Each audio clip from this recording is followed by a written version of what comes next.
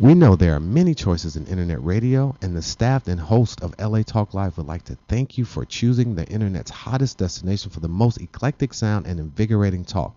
This is LA Talk Live. We are more than just talk.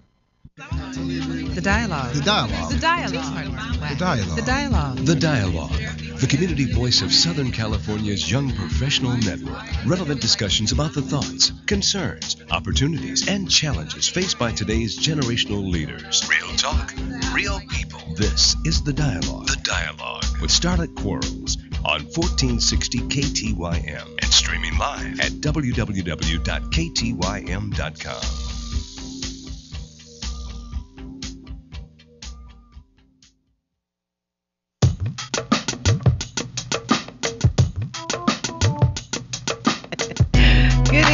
Good evening, ladies and gentlemen. Welcome once again to The Dialogue, Real Talk, Real People. I'm your host, Starlett Quarles, and we're on live at latalklive.com and also streaming on 1690 AM. 1690 AM, the voice of the voiceless in Omaha, Nebraska. Shout out to our listeners in Omaha, Nebraska. As always, The Dialogue is the voice of our generation. So thank you so much for joining us here every Wednesday from 5 to 6, where we like to discuss the topics that are relevant to today's generational leaders. Now, as you know, all month long, we've been focusing on the upcoming 2012 election, and we definitely want to take time to remind you to tune in here on LA Talk Live on Tuesday, November 6th from 8 a.m. to 8 p.m. for LA Get Out and Vote. It is our all-day election coverage from 8 a.m. to 8 p.m. Me and Quarles and some other guest Nicole Live from People Are Talking on Sundays at 10 o'clock will be your host, and some other radio personalities keeping you informed on the latest news on election day and interviews with local candidates and keeping you updated on all the polls. So make sure that you tune in on Tuesday, November 6th from 8 a.m. to 8 p.m. for LA Get Out and Vote, and make sure you join our mailing list at lavote2012.eventbrite.com. Our show today is sponsored by Operation EMR, which is a nonpartisan partnership with the AME Church, the AAMLC, and Delta Sigma Theta. And joining me again today to co-host this conversation is Miss Jackie DuPont Walker, the director of the AME Social Action Commission. Hello, lady. How you doing? I'm glad to be here. Welcome back. Thank you. How was your week? Very busy and very exciting. Registering people to vote. The deadline has passed, and now we're mobilizing and educating. What were you guys doing on October 22nd, trying to get those last-minute online registers to get it together? October 22nd, 22, and the very first person to register that day was formerly incarcerated, and he left standing tall. Is that right?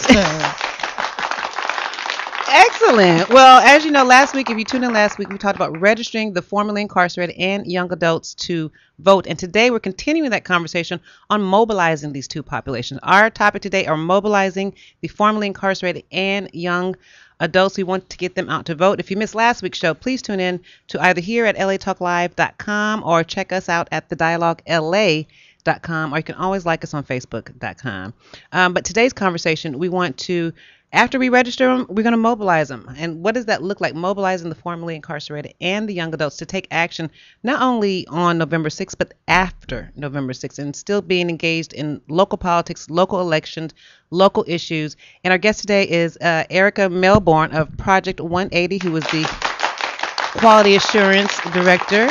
And we also have Derek Steele, who is the Civic Engagement Program Director from the Social Justice Learning Institute right here in Inglewood. How you doing, Derek? Hey. How you guys doing today? And today we are talking about mobilizing the formerly incarcerated and young adults to action, to get them to move to not only for this, like I said, this upcoming election, but continuing the effort and continuing to have their voices heard right here in Los Angeles and right across the whole entire country. So we're going to take a quick commercial break, and when we come back, we're going to get into our conversation on mobilizing the formerly incarcerated and young adults to act, mobilizing them to take action right here on The Dialogue. We'll be right back.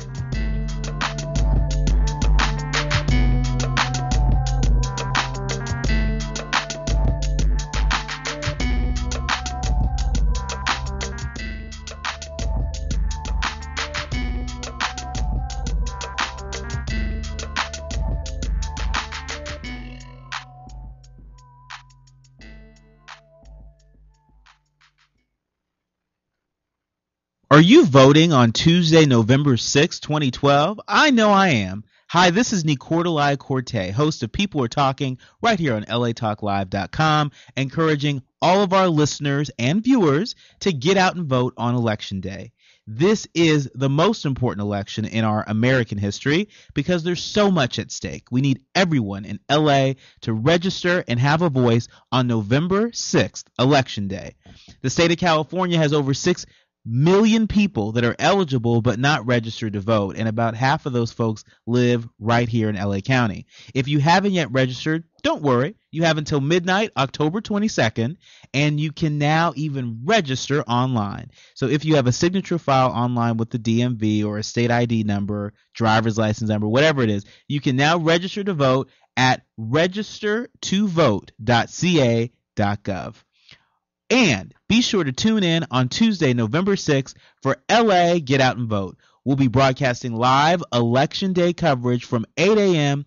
to 8 p.m. all day right here on LA Talk Live, where we are more than just talk. Now get out there and make a change.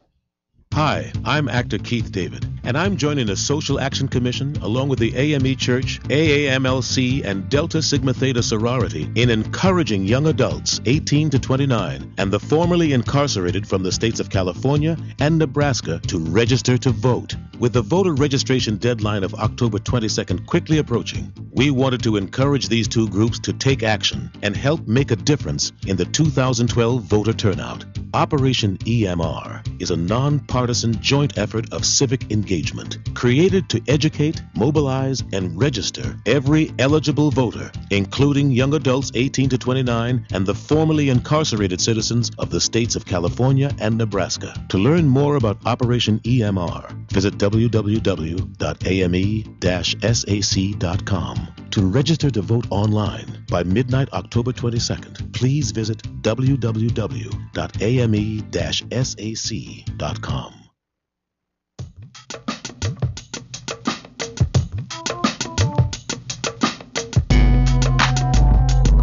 Welcome back to the dialogue, Real Talk, Real People. I'm your host, Starlett Quarles, and we're on live at latalklive.com. And today we are talking about mobilizing the formerly incarcerated and the young adults to take action. After November 6th, what else are they going to do? They're going to mobilize and they're going to keep their voices engaged. And we want to talk about how do we sustain that effort other than just Tuesday, November 6th.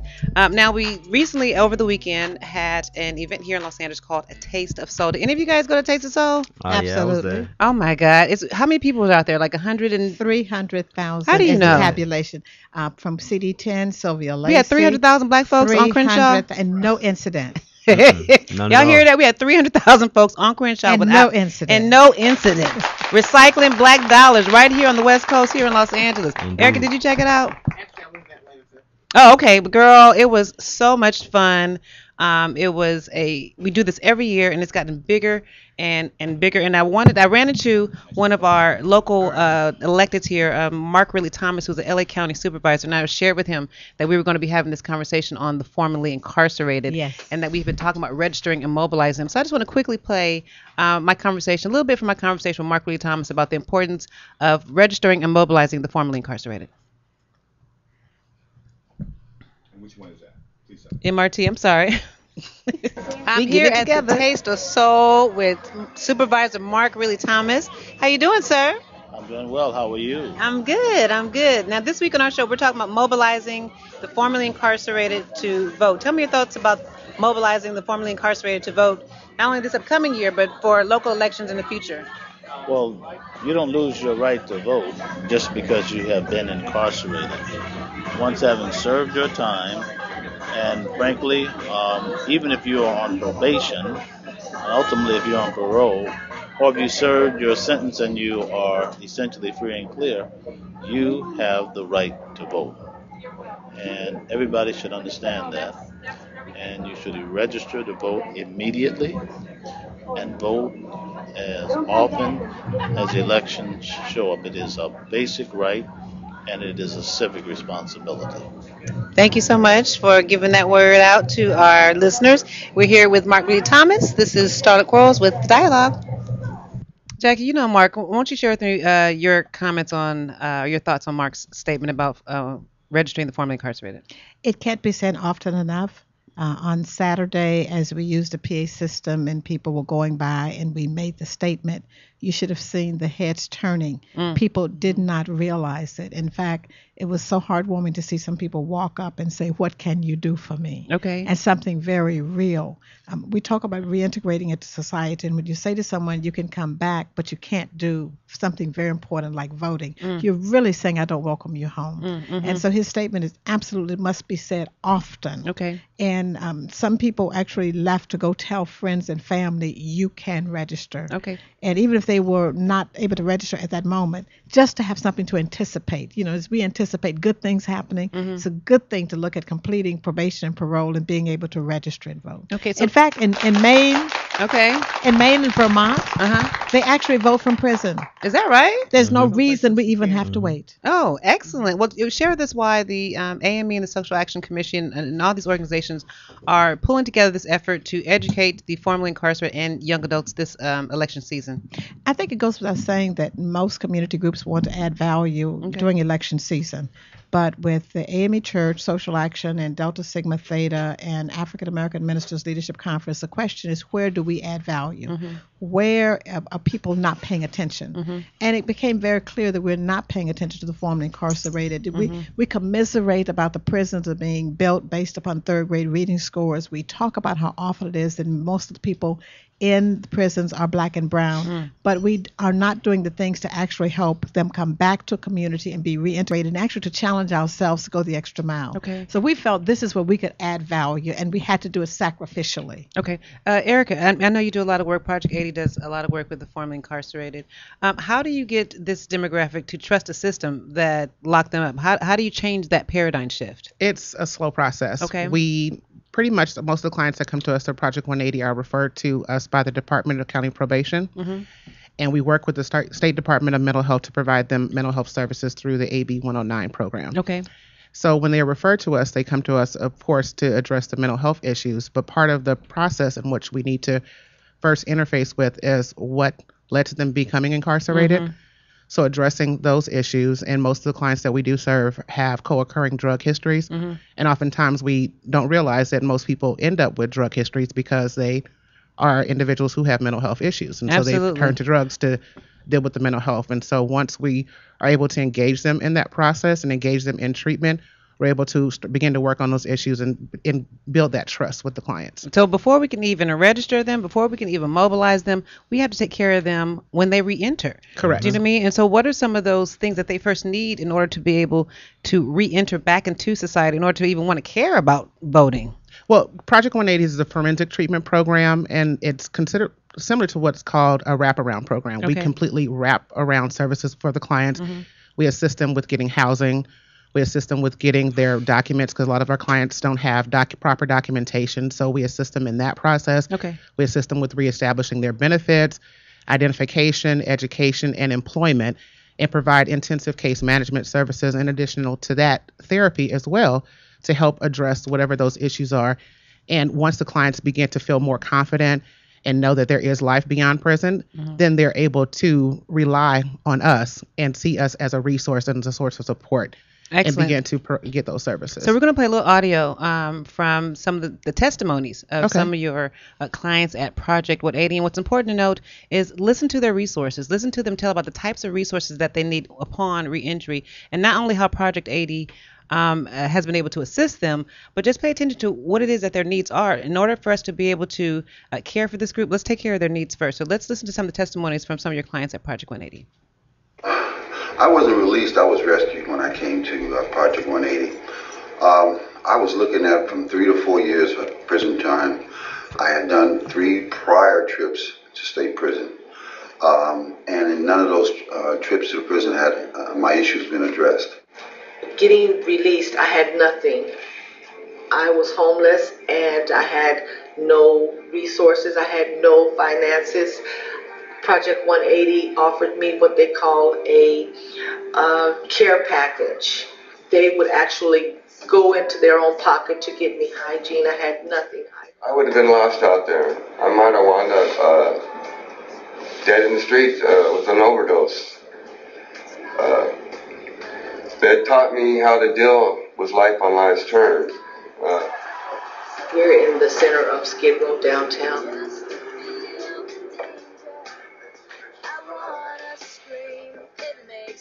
Project 180 has helped me to learn about my addiction and my depression. I came here, I got a chance to address my mental health issues in the form of depression, my drug addiction issues.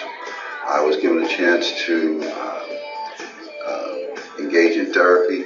Project 180 offered me a number of resources, and they provided me with my own health care provider. They also helped me to address my mental issues. I have mental illness. They helped me to develop a support system. They also provided me with resources for education as far as getting back into the working field. They helped me find my family members, reunite with my family members. The most urgent need are the basics: clothing, hygiene products. If we had a better office equipment, as far as some computers, we could get on the computer to find resources. Fuel for the cars or the vans we have here to take clients to different appointments. Addiction, depression, mental health, housing, therapy, education, clothing. I mean, just listen to them. There's so many things that they need. You know what I mean? Once they've been incarcerated for any extended period of time and they come back into the reentry, I heard someone say dealing with life's on life's terms, that you guys help them deal with life's on life's terms. Talk more about that. What we actually do is help them confront really how they ended up in a system of incarceration, because a lot of the clients are in denial. Basically, how they ended up in the system that they're in. And denial? What are they denying? That they did the crime? Some do deny that they've done the crime, or that the reason the charges that they may have had and felt as though was unjust. And so helping them realize what we have a therapy group called the Con Game, and just confronting cons on the games that they play. Because a lot of these clients are very smart, and they've been able to navigate and work the system, but just doing it in a way that hasn't been very productive for them. Now, one of the things that we discussed last time on the show when we were talking about the formerly incarcerated and dealing with their mental health issues, and Jackie, this is a tie into you and this 3 strikes law. A lot of them that are incarcerated are nonviolent offenders. Correct. So, and some of them are getting locked up on this 3rd strike that might be a nonviolent offense. But when they get incarcerated and they see violence every single day, from killings to stabbings to rapes, and that impacts the psyche, and they have this kind of post-traumatic stress disorder just from the violence that they experience, these non-violent offenders that they experience once they're incarcerated. So Jackie, I know that we have these propositions coming up with the death penalty and the 3 strikes law, which are important to this particular population. How do we educate them? How do we build that bridge in order so that they have a voice in this 3 strikes law and things like the death penalty? Actually, there are 3 propositions in one office that are very important to the formerly incarcerated. Of course, Proposition 34, which will end the death penalty. And we can ensure that the Innocence Project won't be overwrought anymore, because we will stop anyone who's innocent from being electrocuted. Okay. That's important. And California will join a number of other progressive states. Proposition 35, that no one's talking about human trafficking. It will actually require that persons who are convicted of human trafficking have to register as sex offenders.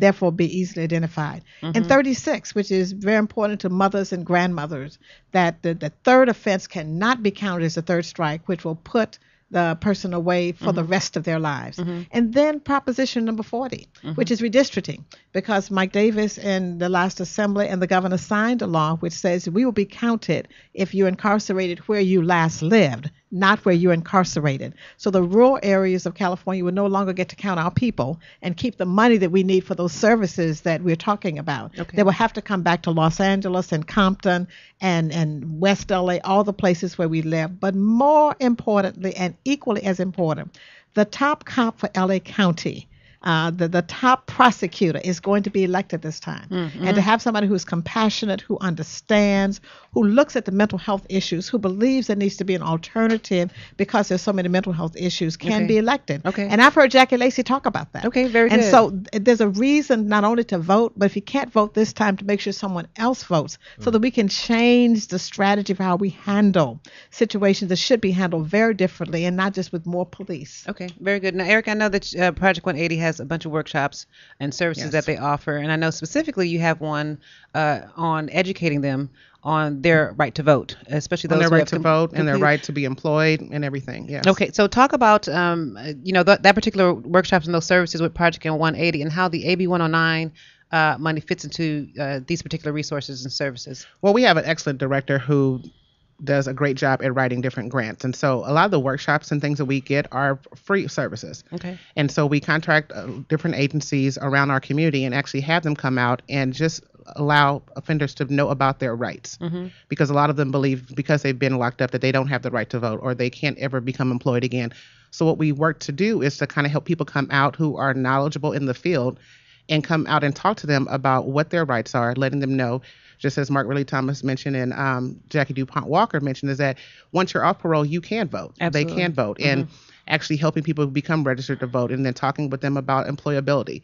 Who can be employed, what types of jobs they are able to obtain, even if they do have a criminal history. Now, what is their response when you tell them that they can now Shock. have a shock? We were talking remember at the Social Justice Learning Institute, and some of the volunteers there had absolutely no idea that they once they've completed, they feel thrown away. And now you do a lot of things with youth. Do you have any interaction in terms of what you do in terms of social justice and helping with the formerly incarcerated or even their kids and getting more involved in civic engagement? Well, actually, in the work that I'm able to do with the youth, working specifically in Inglewood, we are working with the younger folks that are still in high school and dealing with a lot of these issues. And it's amazing how their eyes are widened when we sit down and have these conversations about what's going on. Because, leave it to television and the other outlets that they have in these movies, you would believe that once you caught in the system, it's a wrap, and so they're what's really awesome about them is that once you give them that power of education and you educate them about these different things, they take it back. And they tell their parents. And they tell their parents, and they tell their friends, and they tell their family, And it's awesome when you can get them motivated. But back to when we were in the office and we were talking to some of the volunteers that we work with, when we had a very, very in-depth conversation about a lot of different things. But when we got across that, ex-felons and formerly incarcerated folks have the ability to get their rights back after they've done their time, they were astonished. Right. You could see it, and you can see like a sigh of relief off their shoulders, like, oh wait, what?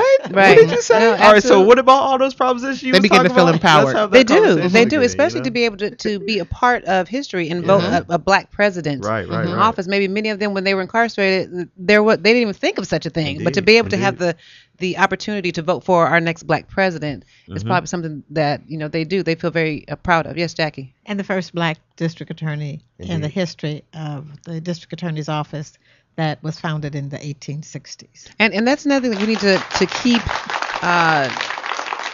keep the conversation about is making sure that we stay civically engaged locally. We often mobilize for the national agendas, but what impacts us on a daily basis is what our city council person does, or what our mayor does, or what the board of education, that impacts on our daily lives. But start with the work you're doing here.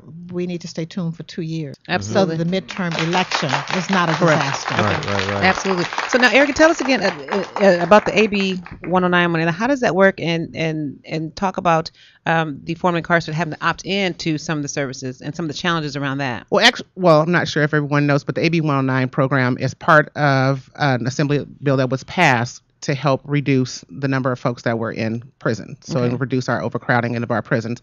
So it was signed back in July, I believe. And so since that time, we've been actually servicing those individuals with the distinct focus on working on mental health issues and addressing substance abuse. So we have substance abuse counselors that are able to address those issues and also working on their mental health. And as some of the clients mentioned from the testimonials, we are working to help them become employed, helping them to get housing, helping them just get the basic necessities of life.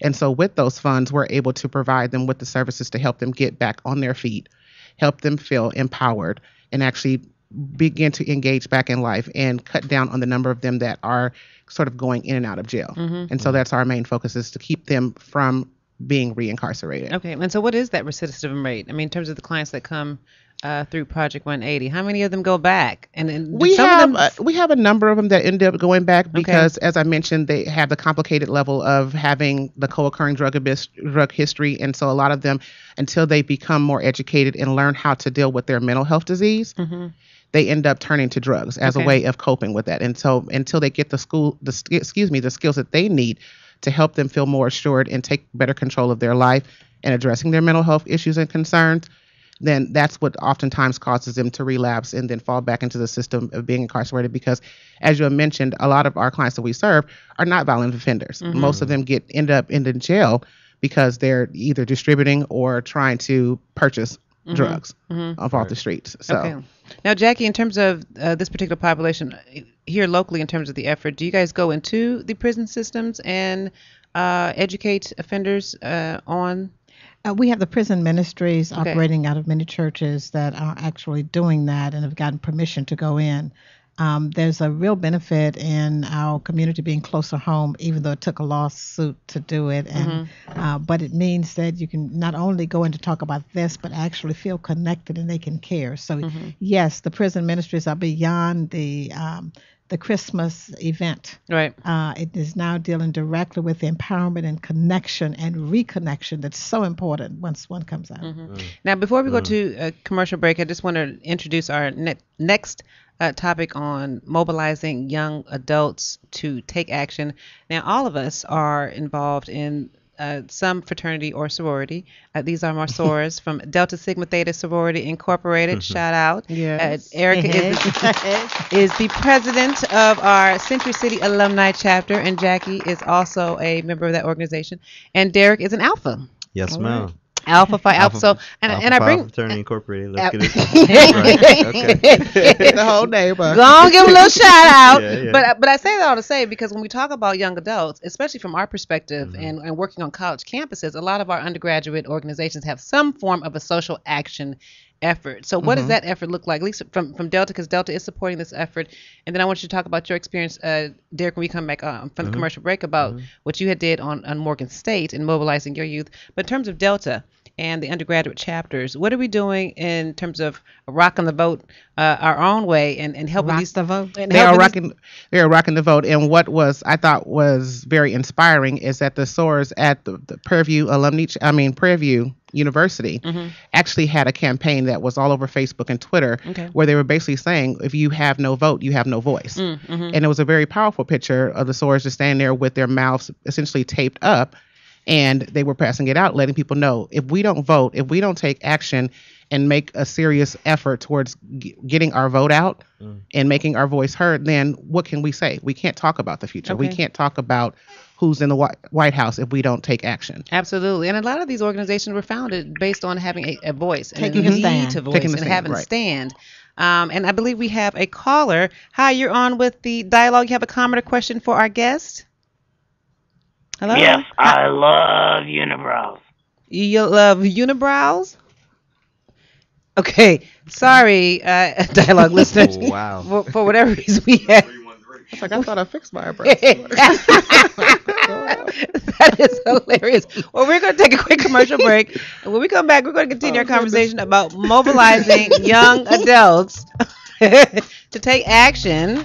And we all gonna make sure that we ain't got unibrows, in the mirror, because we are gonna start plucking. So I'm like, oh. So we're gonna take a quick commercial break, and when we come back, we're gonna continue our conversation on mobilizing young adults to take action after November 6th. We'll be right back.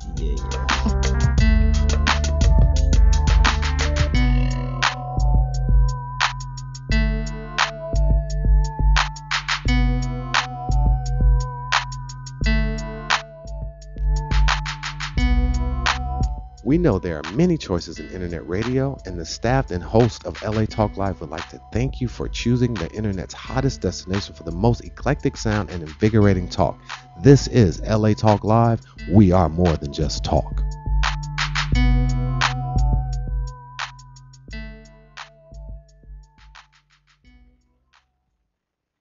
Hi, Hi, I'm actor Keith David, and I'm joining the Social Action Commission along with the AME Church, AAMLC, and Delta Sigma Theta sorority in encouraging young adults 18 to 29 and the formerly incarcerated from the states of California and Nebraska to register to vote. With the voter registration deadline of October 22nd quickly approaching, we wanted to encourage these two groups to take action and help make a difference in the 2012 voter turnout. Operation EMR is a nonpartisan joint effort of civic engagement created to educate, mobilize, and register every eligible voter, including young adults 18 to 29 and the formerly incarcerated citizens of the states of California and Nebraska. To learn more about Operation EMR, visit www.ame-sac.com. To register to vote online by midnight October 22nd, please visit www.ame-sac.com. Hi, this is Starlett Quarles, and I'm inviting you to join us every Wednesday from 5 to 6 p.m. for a new show right here on LA Talk Live, The Dialogue, Real Talk, Real People. Join us as we discuss the topics that are relevant to today's generational leaders.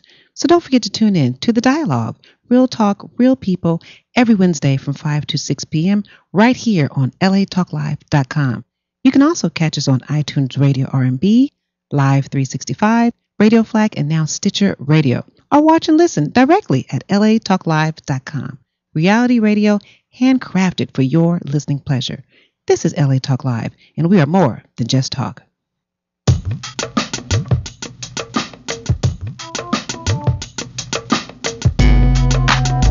Welcome back to The Dialogue. Shout out to Q2. That is off his QZM album. We're giving him some play here today. My brother Quentin Quarles, producer extraordinaire, right here on The Dialogue with Starlett Quarles. Real Talk, Real People. And we are talking about mobilizing the formerly incarcerated and young adults to take action after Tuesday, November 6th, this upcoming election season. And we're about to get into our conversation about mobilizing young adults. Now, how is this effort different? And I'm just posing this to the panel. How have you seen this effort different from 2008 to this current election season? I'm going to start with you. Derek. How is it different from mobilizing young adults? Now? I mean, back in 2008, we were all hyped and we was on the Obama's tips, and now some of them are questioning, the past 4 years. So it's a little stronger of a push to mobilize it. So how has that effort been for you in 2012? Well, I would start from, looking at my generation, looking at the internet space, right? Okay. Twitter was fresh in 2008. We were still trying to figure out how it was going to be used. Most of it was just trying to holler at celebrities. And then you also had Facebook has evolved. The Facebook usage has evolved since then as well. And so the usage of videos on Facebook and getting your word out in those spaces and buying that space there for people to actually share. Like sharing wasn't even part of Facebook at the time. Okay. So in that space for my generation it's changed. We're having more in-depth conversations about these things now, and it's centered around us being able to share a lot of information that we're finding on a personal level. Okay. Not only just the things that are on the television, and not just the things that are happening in our own communities, but we're able to talk about everything in our social networks now. And Obama has gotten us more engaged. Yeah, I mean, most definitely. We knew about us engaged. And kept us engaged. I mean, when Obama was running, that was probably the most I've ever watched CNN, and have continued to watch it. Right. Since then. And so we're also hearing, the pros and cons, and some of us are questioning where we stand in terms of, Obama, and we've had those conversations with some young professionals who are, holding him accountable. And we're going to be talking about political accountability next week. But for you ladies, in terms of even with Delta and the conversations that we're having at the undergraduate level, how has it been getting us engaged this second go around? I think it's been a little bit of a challenge because people are wondering, or folks are starting to graduate from college and they're wondering, okay, where do I go to get a job? I've spent 4 years in school. Are there jobs out there for me? So a lot of them are wanting to hear something different. Right. Hear something different from our president, and how are things going to be different for another 4 years? And so yet it has been a challenge, but I think people are still feeling as though there is hope. Right. And that if we do make the right choice, and if we do help get people enthusiastic about voting and making sure that they're registered to vote and get out there and actually vote, that we can make a difference, and understanding that it is going to take time. All right, Jackie. I think we're bridging the generation gap. I mean, I talk to my grandchildren on Facebook, and I try to encourage them to call me so I can hear their voices. But we get to connect around key issues, and it's teaching me to speak a different way. I can't speak in paragraphs. I have to speak in, short phrases. And LOLs. Sometimes misspell with strange-looking configurations. But I think it puts them in a position where they're teaching us, and we're not always teaching and lecturing, and that's different. And I think for the young adults now, and 18 to 29 representing 20% of the eligible electorate, if we keep saying that, they'll understand the power, but the power that has to be exercised. For those of us in the church, it's important because that's the group that is beginning to question whether or not that the church is a place to be, to question whether the faith walk is a place to be. And for those of us who are there, we have to really challenge whether there is just blatant hypocrisy that we need to deal with. Absolutely. Whether or not that which we call protocol in the life of the church really makes no sense, and whether or not we have to begin to practice walk the talk. Exactly. And so I think it causes generations to have to make clear, defined statements with their actions about what we want our community to be like. Absolutely. And That's a really good point. And I'm glad you brought up the church, because in the 60s, that the church was integral in terms of mobilizing us for a political cause. But Derek, you and I often talk about how cynical this generation is when we see the hypocrisy in the church. And the church is not necessarily that force that's moving us to take action, but it is the internet. Do you know what I mean? You talk about Facebook, you talk about social media, and then, Derek, we were talking about pop culture and the use of pop culture and hip hop and rock the vote and all these type of things that have been mobilizing us through the use of social media and music. Right. Well, even using those avenues, people are starting. Hip hop itself is actually taking a turn back. You listen to somebody like Kendrick Lamar, who actually has a lot more positive things to say in his own way, right? He's still using the same language, but he's talking about different things. Pop culture is in a system of change. That's because the generation that it was focused on for a period of time is changing as well. Absolutely. Right? Like you said. You no longer have to preach at us anymore. We're actually having conversations with you because we've come of age and we feel like we know a little bit of something. So the conversations are different now, which means communication is different now. Exactly. My generation, and I like to talk about as a 23 to 35. We say 18 and 29, but it's that 23 to 35 that really is coming into their own, finding out where they actually stand. I like to call them the bridge. You said bridging the gap. I like to call them the bridge generation. We're coming into our own space as far as that's concerned. And this election is really, for a lot of us, the first time that we really feel like we're standing on the issues. Okay. We finally understand what the issues are. And you have rappers and you have entertainers who are now speaking up and talking about politics. And that wasn't going on. That's an excellent segue into some audio that I want to play from Samuel Jackson, which is a video where he is a play off his role in Do the Right Thing, which is a Spike Lee movie that we all grew up on. Yeah, I love that movie. And this is I'm going to play the entire audio, and if you haven't seen it, please YouTube it. It's been all on Facebook, and it's called Wake the F Up. And we're going to play the Samuel Jackson audio. And this is another example of pop culture and actors getting to mobilize young adults to get engaged in the presidential election. Let's take a listen. In the silvery moonlight that bathes every town, the people lie dreaming, so safe and so sound. They're warm in their beds, snuggled up in their sheets. But 4 years before, they were out in the streets. Now it's as if they don't know what's at stake. All except one girl, wide-eyed and awake. Little Susie is too worried to sleep. She can't figure out why her family's so passive. It's like they don't know that Romney and his Veep will remake the country in ways that are drastic. She read his platform and it scared her to death. She's got to do something while there's still time left. I was little the last time, but I still remember.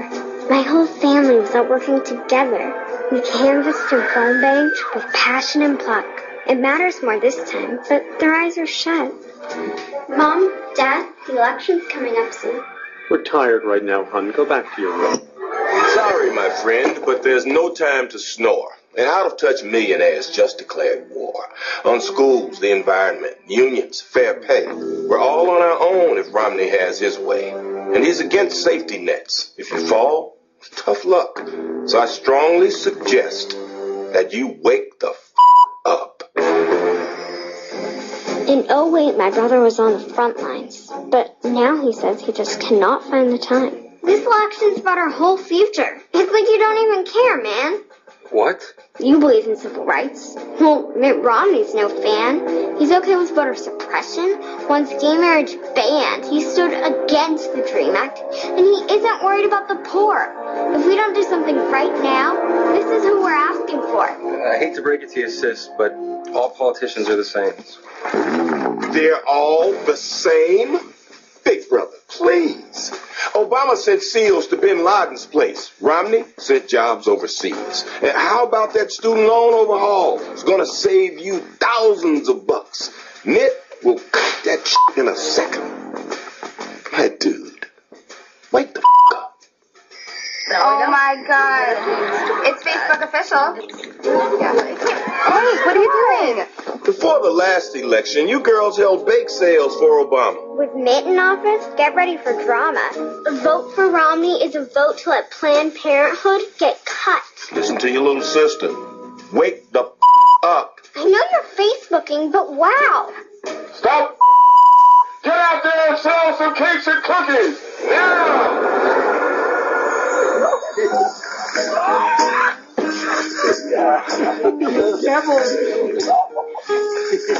Grandma? Grandpa? Can we talk?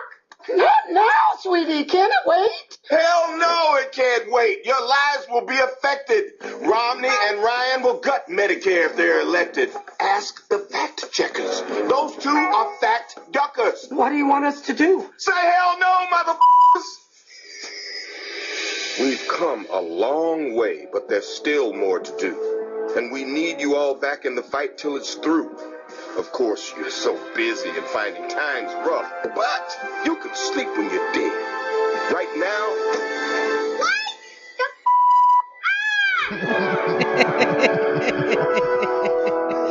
I absolutely love that on so many different levels.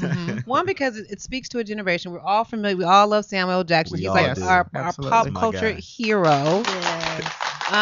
But if you see this video, he touches upon every demographic from parents to college students. He talks about how back in 2008 we mobilized and things have not changed and we need your effort even more. Is this video effective? Is this type of advertisement and use of celebrities and hip hop culture, is it effective in getting us to take action? I think it's an effective way to go about it. Okay. It's a double-edged sword because, of course, in our time, especially on the internet, our attention span has shortened. Right. Absolutely. So I know when I first saw it, we were talking about, me and my friends and people in my social, we were talking about it for like a couple of days. But then and so what was that conversation? So what was that conversation when you first saw the video? Of course, it started off with, he's hilarious. Of course, but he talked about all the different issues and went through it. Well, one of the things that came up was actually who funded that video. It was the who did? It was the Jewish Foundation. That funded the video. And it was so that was part of it's on. Yeah, that's my fault for not getting that. But yeah, right, some Jewish Foundation did fund that. and so that was on part the video. of it. Y'all see it. Part of the conversation was like, so that inspired the conversation to move on. Like, what are we doing? Right.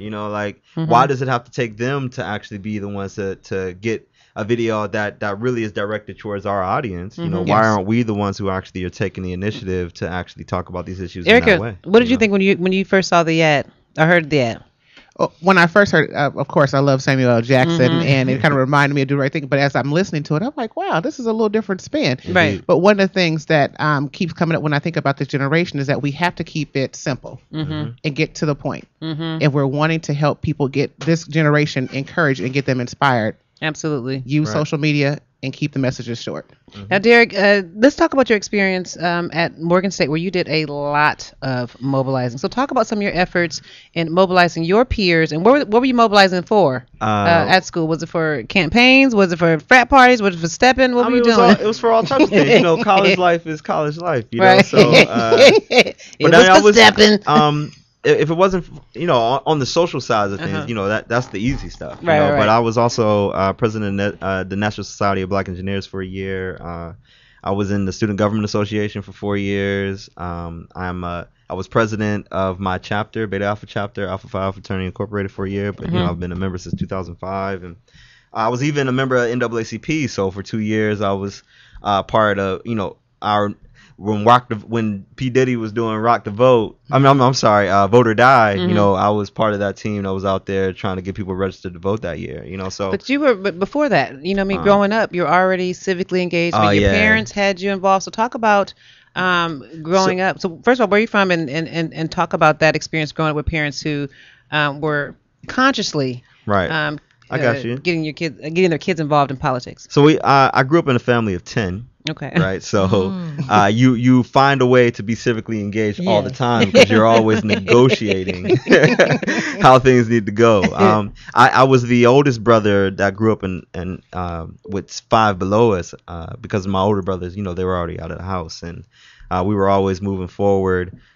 Anytime that we wanted to make a move together, we had to talk about how we were going to do that. So as the older brother, I was motivating my younger siblings to go ahead and do what we were doing. If it was going to a football game, or if it was going to, because I'm a preacher's kid as well. So going to PK. Exactly.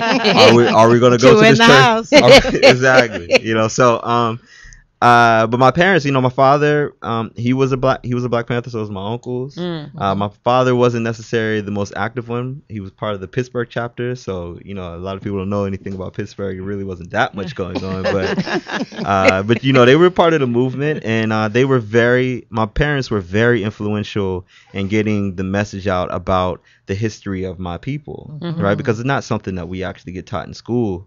Even if you talk to the youth now, they get taught even less than what I did. Absolutely. So and again, I feel like it falls on that generation, that 23 to 35 group of people that I talk about all the time. That bridge, we had that information from our parents, and we had the opportunity to talk to our grandparents. My oldest brother, who was about 43, he didn't have that because he was already out on the streets doing that. I'm talking about those 80s babies that were held at home for a little bit.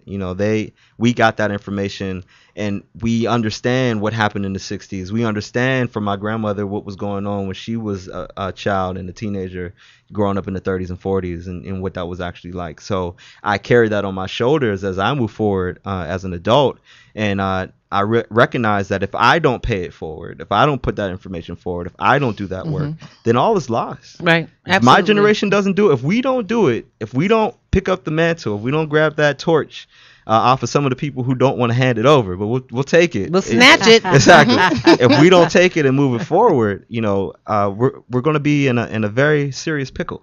Yes. I believe we have a caller. Hopefully it's not the unibrow guy. Hi, you're on with the dialogue. You have a comment or question for our guests? Hi, I have a comment. My name is Jordan Greer. I'm a recent graduate of Spelman College. Hi, Jordan. And I just wanted to... Hello, how are you all? All right. We're good. Hello. Good. I just wanted to comment on my generation. I am currently 22, and I constantly hear that my generation, the millennium generation, is a failed generation because we don't have a voice. But I disagree with that in the sense that we choose to use our voice differently. Just to piggyback, we are constantly on Facebook and Twitter using social media sites to express ourselves and just to ensure that everyone is staying up to debate with the presidential elections. However, I do feel as far as education goes that we failed in that aspect because we're only taught a portion of our history in regard to what's going on. We're always taught about the presidents and, but we're not taught about City Hall, for example, or we've never been exposed to these things. Excellent. So, so I just wanted to say with this upcoming election, we kind of all need to take action in educating the younger generation and for my generation to be more engaged and to be more active. Thank you so much for your call, Jordan. Jackie, she's right. You know what I mean? They don't teach us about the council person. No. Matter of fact, what do they teach? in school. They just teach about, in fact, going The branches of downtown. government. Econ. The They took branches of civics government. That's class all you out. learn. Yeah. So where do you go to learn that? I mean, where do you go to? I just happened to learn it because my father's a developer, Go to and City Hall. you can't do deals without understanding how politics play into Right. that. But I just happen to be fortunate as far as the industry. But how do we teach a generation just the base? Like, why are you voting for this particular councilman and the role of the councilman, Other than bringing a certificate to grandma's birthday party. exactly. So and understanding that you can fire these people if you have a complaint about the potholes or about something that's happening in your community. There's a person who's responsible for that. Go to City Hall. Is that how you talk? I am in my social media aspect going when I'm talking to the youth. In fact, we were just at City Hall yesterday talking about Measure GG. We had 5 high school students as well as 2 alumni that went down there to go talk to the city council at the city council meeting about how they want to have their schools improved. You have to the way you find out what's going on in your city is going down there and finding out what's happening with your city. It's not like the national election. It's not even like the Congress and where you get information about Congress. You go down there, you can talk to your city councilman, you can talk to the city manager or anybody in his office. You can find out what's going on in planning. All that information is public information. And if you really want to find out what's going on, you have to take the initiative. Absolutely. You have to go But down I think there. what is really good about this current generation is that they have a level of confidence that I don't think past generations had. And I really implore all of us, even including myself, to make an effort to talk to our youth Absolutely. about what's going on and allowing them to use that confidence that they have to go out and, as he's very eloquently stating, talking to the elected officials and knowing that they do have rights and they can go talk to those people. We put them in office and we can actually have them taken out of office. Absolutely. And if they don't know that, then nothing changes. Absolutely. In our organization, we've done asset mapping. And this past summer, we had 4 young people, 2 from charter schools and 2 who had graduated from charter schools going to college. And a part of what happened in that process is saying, okay, this is what my community has. These are things that really work. These are things that we desire. Now, what else do we need? Right. And then to take that message to government. Sadly, none of the 4 had ever been to City Hall, were clueless about what a city councilman was, met with the city councilman they'd only seen on TV and had been content to just see them on TV. And to really say, oh, I came down to get my tuxedo. I came down to get some, but never went beyond that to City Hall. So we as parents and mentors and civic organizations need to change the script. Absolutely. And make sure that the basic things that we take for granted, we're also passing it forward. Absolutely. And in our homes, because we can't rely on the school system to not only teach Absolutely. our kids about who we are. Roots should be shown at home. Yes. Do you know what I mean? I grew up watching Roots. Right, Do you know what I mean? It was a family thing. We watched that whole marathon. So in terms of who we are, where we come from, all that wealth, all that is taught first in the home. So this 25 to 35 generation, these are your kids. These are our kids. You know what I mean? I like the bridge. The baby boomer generation, you know what I mean? You guys have done your now it's our responsibility, but these are our kids. But here's the thing. We are the children of the baby boomers. Exactly. So it clearly is our job because the baby boomers were the ones who were part of the movement in the 60s.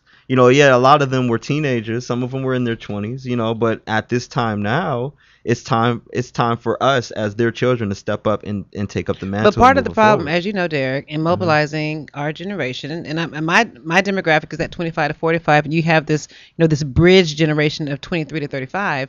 But the problem is that we don't have a collective effort. Exactly. Do you know what I mean? We all have individual agendas. We're a very self-centered generation. Right. We only care about our own personal agendas. I mean, back in the civil rights movement, all black people couldn't vote, regardless of social economic status. All black people couldn't vote. But we all have these individualized agendas, and we see the hip hop culture. We all want to make this money and do. So, I mean, how do you mobilize a generation that's only thinking about themselves? Well, you have to tailor the information, change the script to make them understand why they as an individual are affected by the way that things are and how we need to work together and collaborate to actually change things for the better. Not only just for ourselves, right? Because my generation is in a point now where a lot of us are having children, right? So I know a lot of the things and the core reasons why I do what I do now is because I'm trying to make the world better for my daughter. All right. Exactly. Right. So so when you make those points and you're having those personal conversations, and let me make it very, very clear. we want the information to be personalized. Correct. Right? That's why social media is so effective, because I can create the space of friends and the story around my personal experience, right? So that's why President Obama's outreach as far as social media is concerned is working, right, in our generation, because a lot of that information is personalized. It tells you why you as an individual are affected by what's going on. The video with Samuel L. Jackson, that works because he's in somebody's house telling them individually why each individual and any part of the generation, you guys are affected by what's going on right now. Absolutely. And I just was watching the news today, and they were saying how the strategy that Obama is using to reach the younger generation. He has this MTV Q&A that's coming up on Friday. He's doing the late night shows with the daily, the daily with Jon Stewart and the View, and so he's doing all these different type of mediums to be able to reach our generation, because we're so three-dimensional. I mean, you can't just we just don't get our information in the newspaper. Right. But the other side of that coin is that we have to focus, well, at least in the work that I'm doing, the youth that I'm working with, I'm trying to make sure that they're focused what's going on here locally, because I think what Jackie said earlier, we have to get involved locally if we really want to make change. Change doesn't start when you kick a ball down the street. It makes an initial bounce, but it doesn't start rolling. It have to have an initial point of start of where things actually start happening. Derek and you analogies. Have to have it down. We need analogies. You have to have a point, and I think ground zero, where you live, is where you can make the initial point of action. And I have a lot of people to tell me, "Oh, I don't want to vote. My vote don't matter." Yeah, okay. On the national level, I can hear where you can make that point. I got you, brother. But listen, on the local level, your vote counts. Absolutely, your vote counts. Okay. Erica, are there any youth that are involved in Project 180? We don't have any youth directly involved in Project 180 because given the fact that we work with recently or incarcerated adults, we don't allow anyone there that's under the age of 18. Okay. But we do have a very well-versed alumni program that's very actively involved in supporting our clients that are there. So. And how can they find you? They can find us by going to project180la.com and find out about our organization. We do welcome volunteers. Very all good. Kinds of donations. Again, to give us the website one more time. project180la.com. Okay, excellent. Jackie. The AME Church, www.ame-sac.com. And let me mention that our young adults, as we made a commitment to register 500,000 voters, asked that 150,000 be theirs. Okay. And that's ages 18 to 30. And that's very, very significant. And I want to say to Brother Derek, we really want somebody to say you're ready to take the baton. We just want to be sure it's not being dropped. Understood. So tell us that.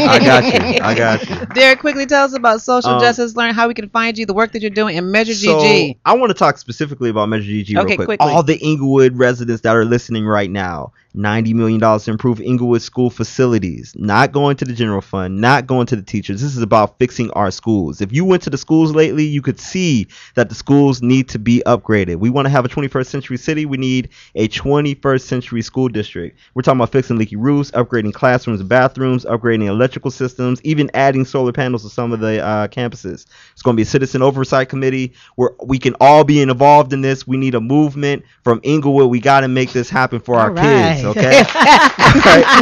www.yesonmeasuregg.com to find out more information, please. And if you want to find out about the social justice learning student movement we have going on, is www.sjli-cp.org. Now, your target voter audience for Measure GG, what is that? Is it older? Is it younger? It's everybody. Okay. Right now, and so I actually have part of my street team in the room with me right now, and they're young guys. How you guys doing over there?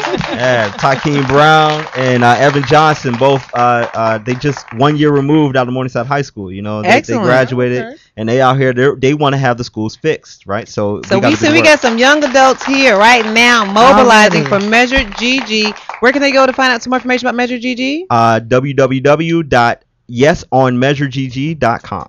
Thank you so much. Thank you, Derek Steele from the Social Justice Learning Institute. Yes, ma'am. Jackie DuPont Walker. Thank you, Star. I love you so much. Operation Love you EMR and the AME Social Action Commission. Erica Melbourne with Yes, Project thank 180. you. Thank you so much. I love And you. Delta Sigma. And baby. Delta Sigma Theta Sorority Incorporated.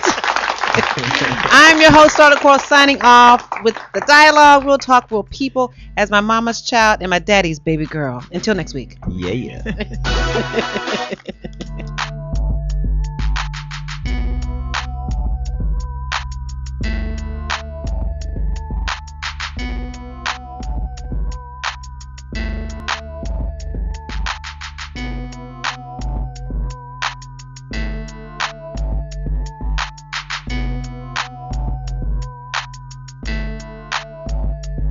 We know there are many choices in internet radio, and the staff and host of LA Talk Live would like to thank you for choosing the internet's hottest destination for the most eclectic sound and invigorating talk. This is LA Talk Live. We are more than just talk.